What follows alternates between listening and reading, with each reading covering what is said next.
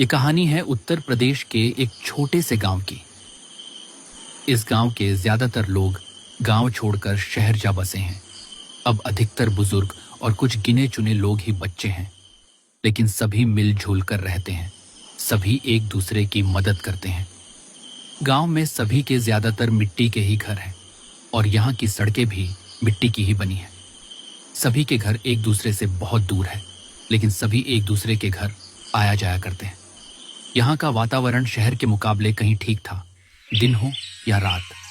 गांव में पंछियों के चहचहाने की आवाज और शुद्ध हवा और ताज़ा पानी और कई ऐसे साधन जो गांव को शहर से बेहतर बनाते हैं। गांव में लोगों का मुख्य साधन अभी भी खेती ही है। लाइट चले जाने के बाद सभी अपने अपने घरों में दिया या फिर मोमबत्ती जलाया करते हैं। अब जून का महीना लगभग खत्म ही होने को चला है। सभी लोग अपना बिस्तर घरों के बाहर ही लगाते हैं। इसी गांव में मंगरू काका की एक चाय की दुकान थी, जिस पर अक्सर बुजुर्ग और कुछ लोग चाय पीने आते थे। रात के 7 बज चुके थे। मंगरू काका की दुकान पर राजू काका और हरिया चाचा बैठे हुए हैं। और भैया मंगरू, कैसी चल रही है दुकान? अरे राजू काका, ठीक ही चल रही है। अब समय बदलता जा रहा है। पहले दुकान पर कई सारे लोग और बुजुर्ग आया करते थे और देर रात तक बातें करते थे और अपनी अपनी किस्से कहानी सुनाते थे और चाय पीते थे, जिससे मेरी दुकान भी अच्छी चलती थी। अरे हाँ मंगरू, अब वह समय जा चुका है। आधे से ज्यादा लोग शहर जा बसे हैं। और तुम सुनाओ हरिया, कैसा चल रहा है तुम्हारा कारोबार? अब क्या सुनाएं?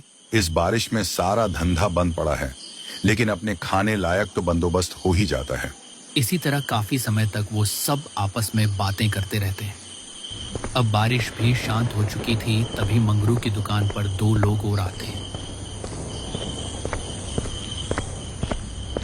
अरे मंगरू काका, 2 कड़क चाय लगाओ, एक मेरे दोस्त के लिए और एक मेरे लिए।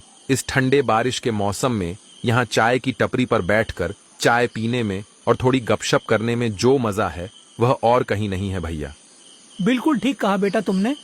आओ बैठो और चाय का आनंद लो। अरे राजू काका, आप भी यहाँ हो, मैंने तो आपको देखा ही नहीं। चलो, इसी बहाने आपसे भी थोड़ी बातें हो जाएंगी। और बताओ राजू काका, आपका काम धंधा कैसा चल रहा है? अरे बेटा क्या बताऊं, इस बारिश ने तो सभी का हाल बेहाल कर रखा है। जो भी फसल थी सभी बारिश में नष्ट हो गई। अब खेतों में थोड़ी बहुत सब्जियां लगाते हैं और उन्हें बाजार बेचकर ही हमारा घर चल पाता है। अरे काका, चिंता मत कीजिए। जीवन में उतार चढ़ाव तो होते ही रहते हैं। जीवन को खुलकर आनंद के साथ व्यतीत करना चाहिए। ठीक कहा बेटा तुमने।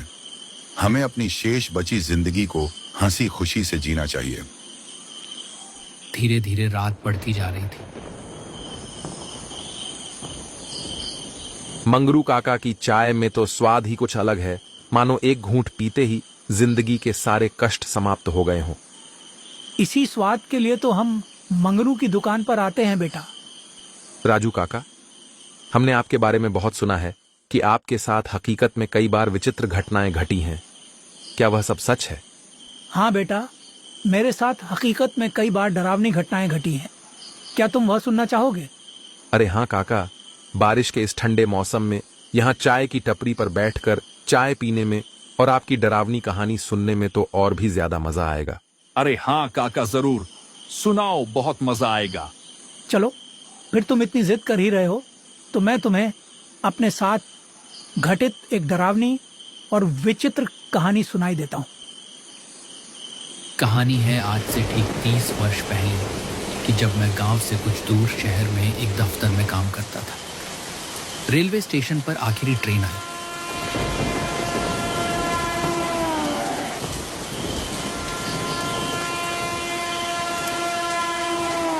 जिसमें से मैं और एक और आदमी उतरा, जो कि कुछ अजीब था। रात के करीब 12 बज चुके थे। स्टेशन पर दूर दूर तक कोई भी नजर नहीं आ रहा था। ये तो जाहिर था कि इस वक्त स्टेशन पर कोई भी ऑटो रिक्शा नहीं मिल सकती। मेरा घर स्टेशन से काफ़ी दूर था। पैदल जाने में लगभग 1 से 2 घंटा तो लग ही जाता। मेरी नई नई नौकरी लगी थी, जिस कारण मुझे इतनी मेहनत करनी पड़ रही थी। फिर वह आदमी जो ट्रेन से मेरे साथ ही उतरा था, वो पैदल ही आगे बढ़ना शुरू कर दिया। मैंने पीछे से आवाज लगाई, अरे भाई साहब रुकिए, आप कहाँ जा रहे हो?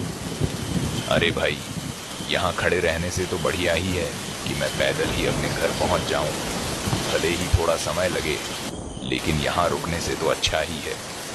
मेरा गांव श्यामपुर यहाँ से लगभग 10 किलोमीटर दूर है। और आपको कहाँ जाना है? अरे भाई, जाना तो मुझे भी श्यामपुर ही है, पर श्यामपुर का ये रास्ता तो जंगल से होकर जाता है ना। पैदल इतनी दूर अंधेरी रात में जाना क्या ठीक रहेगा? अरे भाई, अगर तुम इन बातों पर विश्वास करते हो तो तुम मूर्ख हो। मैं तो इन बातों पर बिल्कुल भी भरोसा नहीं करता। तुम्हें भी श्यामपुर ही जाना है तो चलो, फिर मेरे साथ दोनों साथ मिलकर चलते हैं।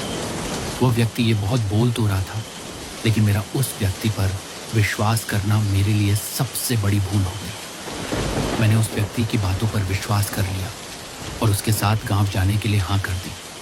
चारों तरफ अंधेरा ही अंधेरा, आसमान में बिजली कड़कने के साथ एक अलग ही सन्नाटा था। बारिश भी धीरे धीरे अपनी रफ्तार बढ़ा रही थी। बारिश की बूंदें भी अब बदन पर सुई चुभना सा लग रही थी, पर हम दोनों आगे बढ़ते ही चले जा रहे थे।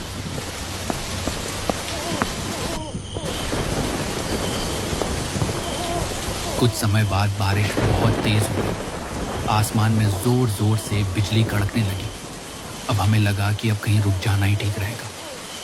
हमने सामने एक बड़ा वृक्ष देखा और वहीं पर हम दोनों रुक गए। चारों तरफ अंधेरा ही अंधेरा और जंगल से सिर्फ जंगली जानवरों और बारिश की बूंदों के गिरने की ही आवाज़ आ रही थी। और इसके साथ साथ जंगल से कुछ अजीब तरह के जानवरों की भी आवाज़ आ रही थी, पर हम इतना ध्यान नहीं दे रहे थे।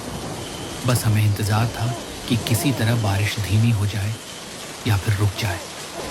वैसे भाई साहब, आपने बताया नहीं, आपका क्या नाम है और आप कहाँ से आ रहे हो? थोड़ी देर तक वह आदमी शांत रहता है और फिर बोलता है, क्या करोगे भाई जानकर? कौन सा इस सफर के बाद हमें दोबारा मिलना है? क्या मतलब? मतलब भाई, मैं तो शहर का आदमी हूँ, किसी काम से यहाँ गांव आया हूँ। कुछ समय बाद मैं यहाँ से चला जाऊँगा। अब इतने कम समय के लिए मुलाकात करने से क्या फायदा?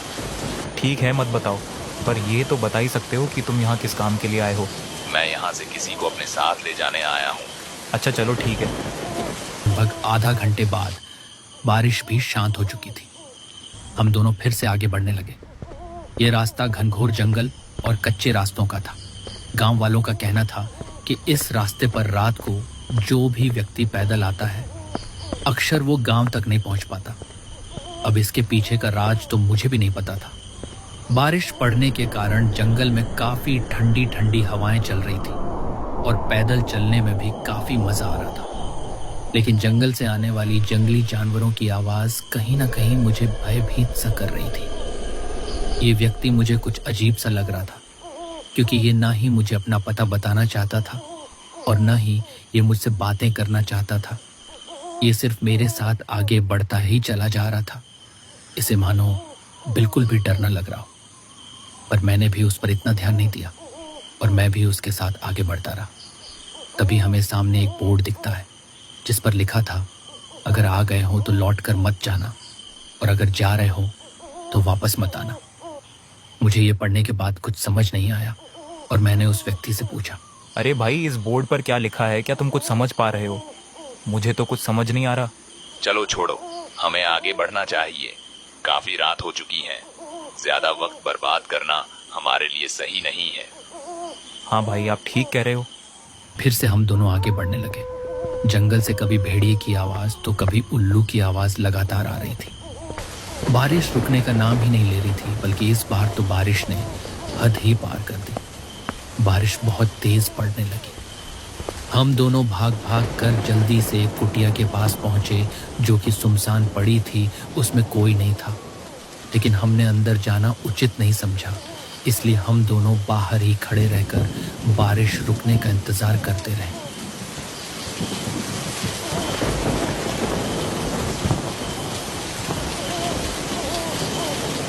थोड़ी देर बाद ही जंगल से अजीब अजीब आवाजें आने लगी, मानो कभी किसी औरत के रोने की तो कभी किसी बच्चे की रोने की। मुझे यह सुनकर काफी डर लगने लगा और मैंने उस व्यक्ति से पूछा, अरे भाई, क्या ये सब आवाजें सुनी तुमने? हाँ भाई, आवाज तो सुनाई दी मुझे भी। लगता है कोई मुसीबत में है। पर भाई इतनी रात को कौन औरत यहाँ जंगल में आई होगी? चल कर देखते हैं, क्या पता वह मुसीबत में हो, इसीलिए रो रही हो। फिर मैं और वह व्यक्ति दोनों आगे बढ़े। बारिश अभी भी लगातार पड़ रही थी। कुछ समय बाद किसी की पायल की आवाज़ भी आने लगी। हम दोनों ने धीरे धीरे उस आवाज़ का पीछा करा।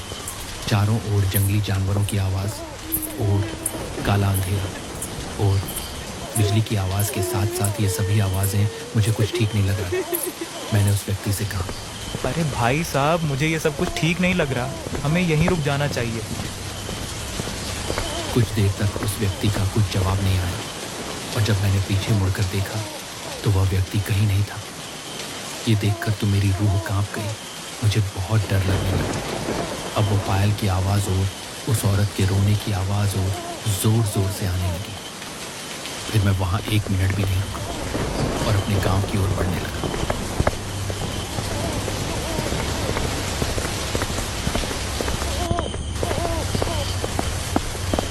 अब वह सब आवाज़ें शांत हो चुकी थी। मैं अपने तेज़ कदमों से आगे बढ़ते जा रहा था। तभी सामने फिर से मुझे वही अजीब बोर्ड दिखता है जो कि मुझे शुरुआत में दिखा था। मैं ये देखने के बाद अचंभित रह गया, क्योंकि जो बोर्ड जंगल के शुरुआत में था वो जंगल के इतने अंदर आने के बाद दोबारा कैसे आ गया। मुझे अब सच में बहुत डर लगने लगा। थोड़ी देर बाद फिर से उस औरत के रोने की आवाज़ आने लगती है और लग रहा था कोई मुझे मेरा नाम लेकर पुकार रहा हो।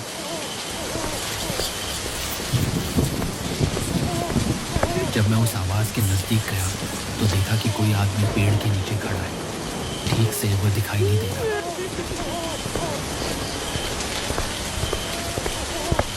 जब मैं और नज़दीक गया और देखा तो वह वही आदमी था जो मेरे साथ था। मैंने पूछा, अरे भाई, कहाँ खो गए थे और अब यहाँ औरत की आवाज़ में क्यों रो रहे हो?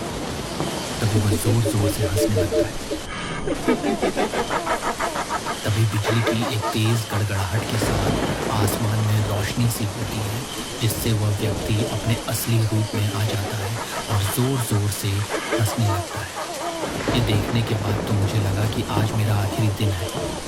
मैं डर के मारे एक जगह से हिल भी नहीं पा रहा।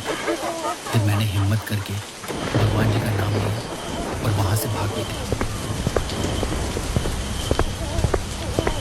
मैं अपनी पूरी जान लगाकर वहाँ से भाग रहा था। मेरे पास इस समय भगाने के अलावा और कोई दूसरा रास्ता नहीं था। मैं भागते रहा। अचानक से मेरी आंखों के सामने काला अंधेरा छा गया। सुबह जब मेरी आंखें खुली तो मैंने देखा कि मैं रेलवे स्टेशन पर पड़ा हुआ था। मुझे कुछ भी समझ नहीं आ रहा था। मैं वहां से तुरंत ऑटो पकड़कर अपने घर वापस आ गया और फिर मैंने कभी भी उस दफ्तर में रात की ड्यूटी नहीं की और आज भी मैं उसे स्टेशन पर रात को जाने से बहुत डरता हूँ।